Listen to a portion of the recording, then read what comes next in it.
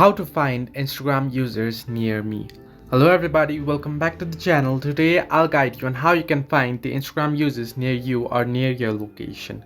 Now to do so, what you can do is open up the Instagram app, and at the search bar what you want to do is search in for the particular location you are at. Now if you want to search the Instagram user near you and then you are at suppose Warner Bros,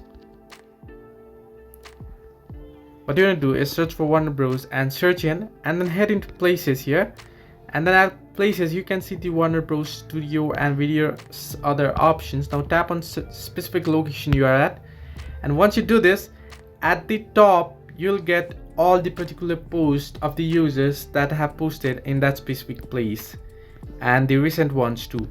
So you can go ahead and see at the post, and you can follow them if you want, and this way you can find Instagram near users. The other way is just head into search and search in for your city or anything.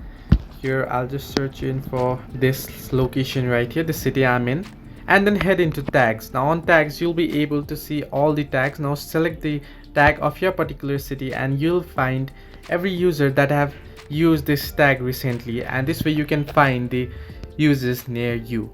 Hope this helped you. Do like and subscribe, and do not forget to leave a comment down below if you have any further issues.